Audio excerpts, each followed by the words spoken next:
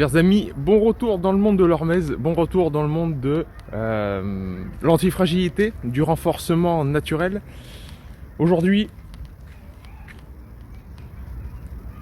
séance en extérieur, séance dans le froid. C'est bon, on renforce tous les côtés de l'hormèse puisqu'on s'expose aussi au froid. Alors ça fait suite à ces vidéos que je vous propose autour de l'autonomie. L'autonomie qu'on a aussi abordée avec Thierry dans un live qui vous a beaucoup plu. Donc merci énormément pour vos retours. Moi j'ai à cœur d'aborder l'autonomie au niveau respiratoire et aussi au niveau des entraînements physiques. On va en parler évidemment avec Thierry dans un prochain live. Et pour aujourd'hui, je vous propose un entraînement justement autour de la respiration.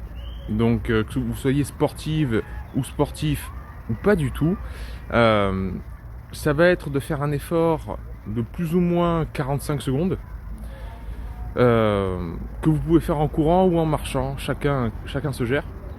Marche rapide si c'est votre hormèse à vous. Et moi ce que j'ai fait, ça a été 8 à 10 fois 200 mètres. Donc vous me voyez un petit peu marqué parce que je me suis bien donné à fond, mais ce sont donc des intervalles 8 à 10 fois 200 mètres. Et je vais pas rentrer dans les détails du protocole parce que je les explique dans mes formations, mais durant cet effort, je veux que vous restiez en vitesse 1, voire 2, peut-être monter jusqu'à 3. Alors qu'est-ce que ça veut dire? Vitesse 1, on est vraiment dans l'aérobic pur, c'est respiration nasale uniquement. Donc c'est-à-dire inspiration par le nez, expiration par le nez uniquement. Vitesse 2, ça va être de la superventilation, c'est-à-dire qu'on va rester par le nez tout le temps, mais on va prendre beaucoup plus fort et rejeter plus fort. Et on peut monter dans cet entraînement à la vitesse 3, c'est-à-dire inspiration par le nez, expiration par la bouche. Le fait de rejeter de plus de CO2 va soulager cette angoisse, ce besoin de respirer. Donc on peut monter jusqu'à là. Je ne veux pas que vous alliez plus loin. Je ne veux pas que vous alliez aux vitesses supérieures. Vous ne dépassez pas ça, c'est-à-dire que vous ne passez pas en respiration buccale totale. On peut monter jusqu'à inspiration par le nez, expiration par la bouche sur les dernières secondes de l'effort. Donc voilà pour l'entraînement du jour que je viens de faire. 8 à 10 fois, 200 mètres si vous êtes à l'aise avec la course à pied, ou 8 à 10 fois 45 secondes de marche super rapide où on se challenge. Okay. Le temps de repos entre chaque intervalle, il va être propre à chacun. Essayez d'avoir un temps de repos qui est relativement qui correspond relativement à 2 fois le temps d'effort. Donc on vise 1 minute 15 à 1 minute 30 de repos, ou 1 minute si pour ceux qui ont un temps d'effort relativement court sur le 200 mètres.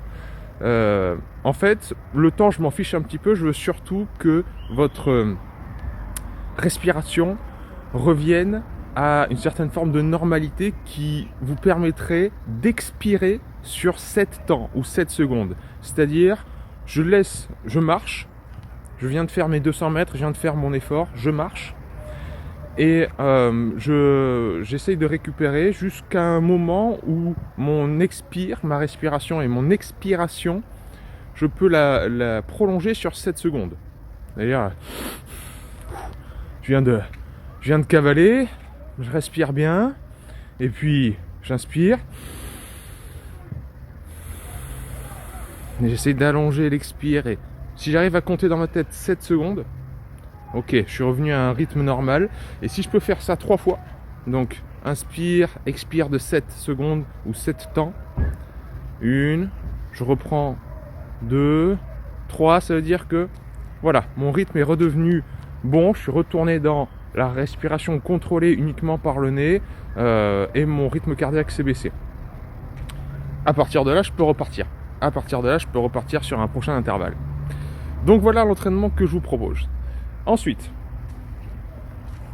quand on a fini ces intervalles,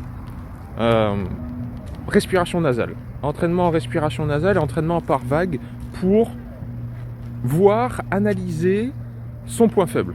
Quel est mon point faible au niveau de la respiration? Il y a 2 grands volets dans la respiration. Il y a le neuromusculaire, c'est-à-dire le contrôle par mon groupe respiratoire ventral au niveau de mon tronc cérébral, de mon diaphragme via le nerf phrénique, les nerfs phréniques, et de mes muscles intercostaux via les nerfs intercostaux. Donc contrôle cerveau, muscle.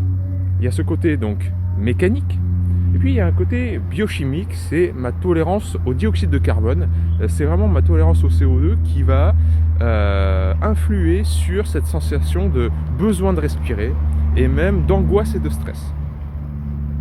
Pour savoir où est-ce qu'on en est, où est mon point faible, où est mon point fort, eh ben on va varier entre les rétentions, entre les quatre grands, les quatre grandes volées en fait de la respiration, que sont l'inspiration, la rétention à poumon plein, l'expiration et la rétention à poumon vide.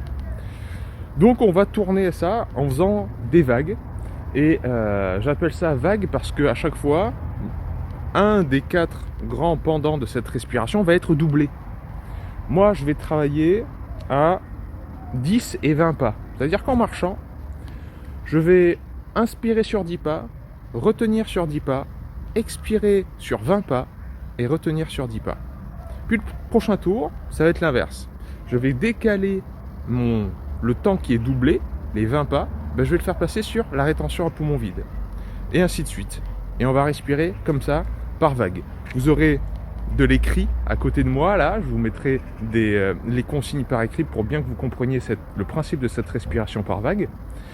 Et de toute façon, je l'ai déjà expliqué dans une vidéo dernièrement. Et le fait de varier à chaque fois, de changer qu'est-ce qui est doublé en fait, quel volet en fait de cette respiration, est-ce que c'est l'inspiration, la rétention, etc. qui est doublé, et de voir où est le plus fort des inconforts. Est-ce que c'est plutôt dans la rétention? Est-ce que c'est plutôt dans l'inspire, etc. Et si c'est plutôt sur l'inspire, vous avez l'impression que quand vous devez prendre sur 20 pas de l'air et que vous n'arrivez pas à maîtriser ça, vous prenez tout d'un coup, vous n'arrivez pas à contrôler en fait l'expansion de ce qui se passe en bas de vos poumons, au niveau de votre diaphragme, de ce qui se passe au niveau des côtes et au niveau des clavicules, et que tout se remplit d'un coup et trop vite, là il y a un travail neuromusculaire, il y a un contrôle par le cerveau des muscles diaphragme et intercostaux qui n'est pas bon. Je devrais être capable de prendre tout doucement, d'inspirer tout doucement et calmement pour remplir la totalité de mes poumons d'une manière contrôlée. Donc voilà, c'est important de contrôler ça. Et puis après, dans les apnées et pareillement dans l'expiration, d'où vient l'inconfort, d'où vient l'anxiété, où est-ce que ça se place? Si ça se place plutôt dans les apnées, il y a sans doute une accumulation de CO2 qui allume trop rapidement le signal d'alarme dans le cerveau. Et là encore, tolérance au CO2 à travailler. Donc ça, c'est à la fois une forme de test et une forme d'exercice. Faites-le comme un test, toujours dans cette perspective de s'autonomiser et de voir où est son point faible, parce qu'on est toujours aussi fort que son maillon le plus faible. Et après, servez-vous-en comme un exercice. Pratiquez ça pour travail sur le biomécanique, travail sur la tolérance au CO2, amélioration de l'oxygénation des tissus, etc. Donc voilà, respiration par vague. Alors j'ai parlé de 10 et 20 pas, ça c'est pour moi. Je vous ai parlé dans une vidéo précédente de l'exercice de tolérance au CO2 où on essaye d'expirer le plus lentement possible. Commencez par un tiers de ce maximum-là. C'est-à-dire, si j'ai fait mon exercice de tolérance au CO2 et que j'arrive à souffler et faire une expiration aussi longue que possible par le nez sur 40 secondes, ou sur 45 secondes on va dire, ce sera plus simple, je vais prendre 45 divisé par 3, ça fait 15 secondes. Je vais commencer avec 15 secondes, ce sera ma base du doublé. C'est-à-dire la phase qui sera doublée durera 15 secondes, les autres phases dureront 7 à 8 secondes, ou 7 à 8 pas, et 15 pas si vous le faites en marchant.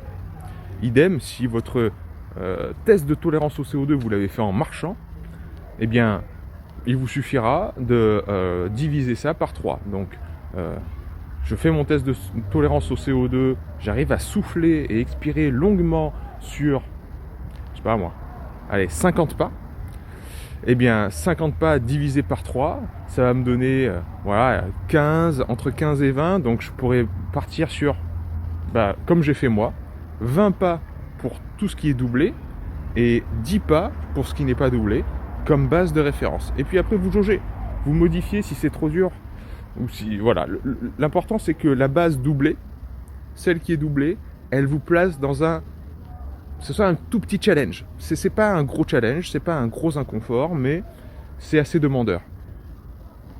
À vous de vous gérer. À vous de vous gérer. Et puis, chaque jour sera différent. Hein. Chaque jour sera votre challenge, votre hormèse sera différente. Donc, vous pourrez... c'est modulable, tout ça. Donc, pratiquez bien. Cette respiration par vague, essayez d'en faire 10 tours.